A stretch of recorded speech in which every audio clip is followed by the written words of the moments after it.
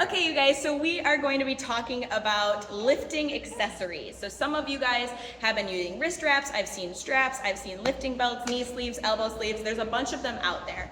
That being said, all of these aids should only be utilized if you can perform the movement with proper form, proficiency, and at the weight that you want without the actual accessory. So if you cannot deadlift properly without your lifting belt at the weight that you want, then you should not be using the lifting belt to begin with. If you cannot utilize and keep your wrists straight during a bench, you should not be utilizing the straps to keep your wrist straight. You should be able to do that without the actual accessory.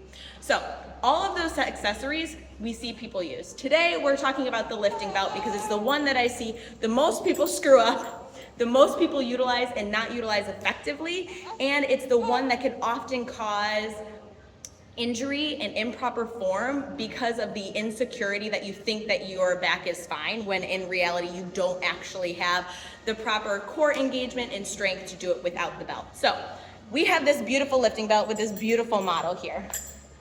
Go ahead and you've purchased the belt, you're gonna pop it around your waist. Some people have Velcro, some people are the little metal things, doesn't matter. You're gonna make sure that it is right at your waist. So we don't wanna go all the way up and we don't want it on our hips. You want it on a nice comfortable above the hips right on your waist. And you're gonna go ahead and tighten that belt. Now, first mistake that I see the most people do is they tighten it too tightly where you can't actually breathe. God, he's such a good actor. If that's the case, you actually have no room for your belly to expand and protect your spine when you're lifting. So we are gonna tighten the belt, snug but not impossible, and you are gonna take this little strap and you're either gonna Velcro it around or snap it in. Now, here is the test if one, you know how to engage your core correctly. Jonah agrees. And two, if it is fitted correctly. So you should be able to fit your hand nice and snug through the belt. And I should be able to slide it in and slide it out. I should be able to do that from the front, from the side, and on your back. Now to test to make sure you're using it correctly, hand is gonna slide in, you can or your friend, and then I want you to deep breath through your belly and push against that belt. Now I should not be able to pick my hand out, okay? Release. I should be able to do that, okay, from the front.